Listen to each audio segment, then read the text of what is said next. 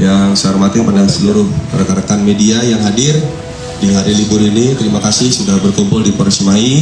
Yang saya hormati Pak Kasat Reskrim, Pak Kadit Resmob, Pak Kasih Humas.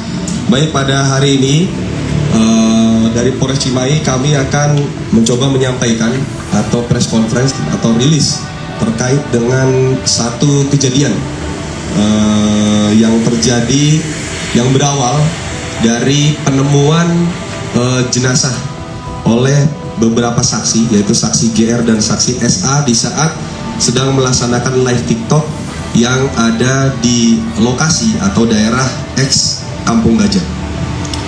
Baik, pada hari ini atau pada malam tadi, alhamdulillah Satreskrim Polres Cimahi yang dipimpin oleh Bapak Kasat Reskrim bersama dengan Kadit Resmob dan seluruh anggotanya berhasil mengamankan dua orang pelaku dengan inisial YA dan AP, yang mana kedua pelaku masih di bawah umur, kurang lebih 16 dan 17 tahun. Yang bersangkutan diamankan karena terkait dengan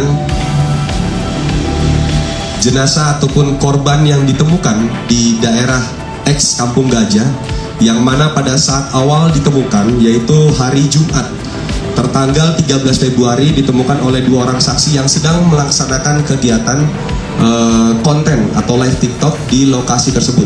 Kemudian pada saat awalnya yang menduga bahwa adanya bangkai kucing karena tercium bau yang kurang atau bau yang tidak bau membusuk gitu ya, sudah membusuk. Itu ternyata setelah didatangi adalah jenazah laki-laki atau seorang pria. Kemudian dari laporan tersebut dilakukanlah olah TKP pada hari tersebut juga di malam hari, dan kemudian pada saat olah TKP ternyata ditemukan dari olah TKP awal dan juga dari melakukan visum awal, yang mana sekarang juga sudah dilakukan otopsi, di mana terhadap korban ternyata ada beberapa luka, yaitu yang pertama luka di bagian kepala, luka benda tumpul di bagian kepala sehingga mengakibatkan robek, dan kemudian juga ada luka tusukan kurang lebih 8 kali tusuk di bagian perut.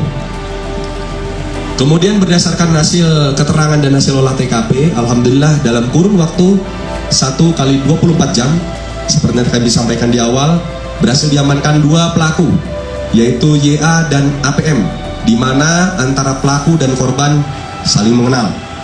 Kemudian terhadap pelaku diamankan juga beberapa barang bukti yang mengarah milik daripada korban. Salah satunya adalah jaket.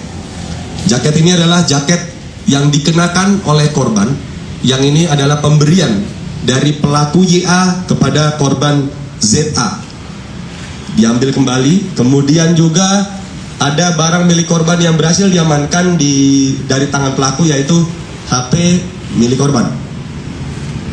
Kemudian barang bukti lain yang berhasil diamankan yaitu adalah satu buah sangkur atau pisau yang digunakan sebagai alat penusuk kepada korban. Kemudian juga diamankan botol, di mana botol ini memang ada di lokasi yang digunakan untuk memukul awal. Jadi perkenaan kepada bagian kepala awal dengan menggunakan botol. Kemudian pada saat korban terjatuh, akhirnya dikeluarkanlah pisau atau sangkur yang sudah dipersiapkan di dalam jaket oleh pelaku sehingga langsung dilakukan penusukan. Kemudian berdasarkan hasil keterangan maupun saksi yang sudah diperiksa, kurang lebih ada 9 saksi, dan berdasarkan dari keterangan dari dua tersangka maupun hasil full bucket yang di lapangan, tersangka diamankan di daerah Garut, tepatnya di Kecamatan Banyuresmi.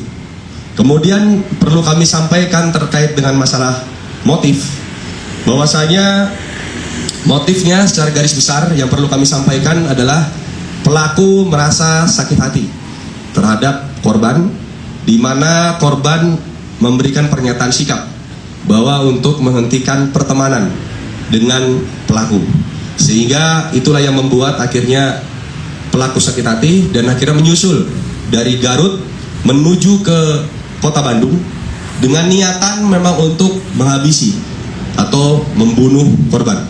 Dua pelaku sudah mengetahui, atau temannya yaitu saudara AP itu sudah mengetahui bahwa perlu kami jelaskan bahwa hari Sabtu sebelumnya pelaku sudah pernah mengajak AP untuk berangkat menuju ke Bandung hari Sabtu, tetapi saudara AP menolak karena masih ada pekerjaan sebagai dekor di tempat pernikahan. Kemudian akhirnya gagal dan akhirnya hari Senin berangkatlah mereka dari Garut menuju ke Bandung. Dan hari Senin itu sore hari ditunggu oleh pelaku di dekat SMP 26 daerah Sukajadi, ditunggu di sana dan kurang lebih sebelum asar itu bertemu. Dan kemudian pelaku yang memang sudah kenal dengan korban akhirnya mengajak untuk berbicara lebih lanjut lagi di daerah X Kampung Gajah, itu di daerah Cisarua daerah Parompong. Kemudian pada saat tiba di lokasi, karena lokasi di depan masuknya X Kampung Gajah ini masih terlalu ramai, akhirnya pelaku YA selaku eksekutor itu mengajak korban untuk masuk lebih ke dalam. Kemudian untuk pelaku AP sengaja tunggu di depan, nunggu motor dan juga melihat situasi sekitar.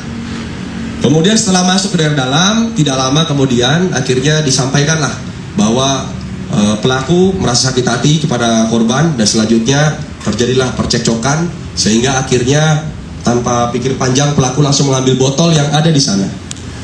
Tapi perlu kami jelaskan lebih awal bahwasanya untuk sangkur dan belat ini sudah dipersiapkan oleh pelaku dari mulai Garut, itu ditaruh di dalam jok motor. Sehingga pada saat di X Kampung Gajah, korban masuk terlebih dahulu, akhirnya pelaku mengambil dari jok motor ini yang sudah kami amankan, ada motornya, diambil dan dimasukkan ke dalam baju, jaket sebelah kiri, taruh sini. Pada saat ke dalam, akhirnya terjadi percekcokan, kami lanjut ke sana. Terus diambil botol, dipukulkan ke bagian kepala. Korban langsung jatuh, tapi masih dalam keadaan sadar, tapi sudah agak hilang, tapi masih dalam keadaan sadar. Akhirnya kemudian pelaku mendekat, mengambil pisau dengan posisi tangan seperti ini. Ditusukkan 8 kali. Ditusukkan 8 kali ke bagian perut korban. Dan kemudian akhirnya HP korban terjatuh. Kemudian jaketnya juga ada di sana. Jaket dengan HP diambil dan korban ditinggalkan. Menurut keterangan daripada pelaku, korban ditinggal masih dalam keadaan hidup atau bernyawa. Kemudian pelaku mendatangi rekan pelaku yang inisial AP dan menyampaikan bahwa dalam bahasa Sunda, tos dipayani, atos beres, ayo tuh pulang ke Garut sekarang. Tapi sebelum pulang kita mampir dulu pom bensin karena habis bensin. Setelah itu dia kembali menuju ke Garut. Kemudian pada saat korban tidak kembali, ternyata ada kecurigaan dari pihak keluarga, yang mana pihak keluarga awalnya sudah mengetahui bahwa antara korban dengan pelaku memang berteman, mempunyai hubungan pertemanan. Kemudian didatangi dan sempat pelaku dengan pelaku YA, eksekutor, dengan pelaku AP yang membantu ini sempat besoknya dikumpulkan oleh Pak RT. Dan ditanyakan di sana bahwa pernah gak melihat dengan korban. Kemudian pelaku menyampaikan saya tidak pernah melihat, dan di situ sudah muncul alibi-alibi berbohong, tidak ada. Malam harinya HP korban ini digunakan oleh pelaku untuk memunculkan alibi seolah-olah korban itu masih hidup. Dengan dia mengechat ke beberapa rekannya bahwa saya disebutkan saya diculik. Itu yang menyampaikan adalah itu sudah dalam penguasaan pelaku. Jadi pelaku ingin memunculkan sosok korban yang seolah-olah masih hidup. Jadi dia yang menguasai semuanya. Dia ngechat saya diculik, dia ngechat semuanya. Jadi itu beberapa hal yang bisa kami sampaikan, dan dari kejadian ini tentunya perkenaan pasal yang kami sangkakan terhadap dua pelaku ini adalah pasal 80 ayat 3 Undang-Undang nomor 35 tahun 2014 tentang perubahan Undang-Undang nomor 23 tahun 2002 tentang perlindungan anak, dan pasal 459 Undang-Undang nomor 1 tahun 2023 tentang KUHP terkait dengan pembunuhan berencana yang mana ancamannya adalah pidana mati atau penjara seumur hidup atau penjara paling lama 20 tahun. Demikian yang bisa kami sampaikan, silakan. Bang, terkait motifnya memang hanya karena ingin memutus pertemanan aja atau ada cekcok sebelumnya lebih jauh lagi Bang belakangnya? Baik. Antara pelaku dan korban ini memang sudah saling mengenal, bahwa dulu di Garut juga sempat mempunyai hubungan, mempunyai kenal. Kemudian akhirnya korban dipindahkan ke daerah Bandung dan pelaku akhirnya tetap sering bertemu walaupun jaraknya jauh, tetap bertemu sampai akhirnya pelaku benar-benar sangat kesal dan dendam pada saat korban memang memberikan pernyataan sikap lah kalau sudah tidak berteman lagi lah dengan si pelaku, sehingga itu yang membuat kesal. Akhirnya dia berangkat menuju ke Garut dengan memang niat untuk menghabisi korban, seperti itu.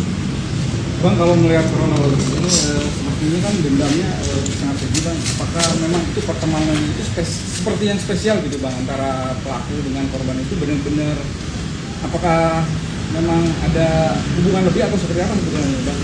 Ya hubungan kakak adik ya, ini hubungan kakak adik. Jadi mungkin ini nanti secara lebih dalamnya kami akan telusuri lebih lanjut dengan beberapa batasan. Kita menghargai bagaimana perasaan keluarga korban pada saat hari ini, atau ini masih dalam keadaan berduka. Intinya bahwa korban itu memberikan pernyataan sikap untuk menghentikan pertemanan dengan pelaku, sehingga pelaku merasa sakit hati dan kemudian juga dendam, akhirnya memutuskan untuk menghabisi korban di Bandung, yang mana harusnya itu sudah dilakukan dari mulai hari Sabtu kemarin, tetapi karena pelaku AP ada pekerjaan, akhirnya baru bisa terlaksana hari Senin kemarin, dan baru ditemukan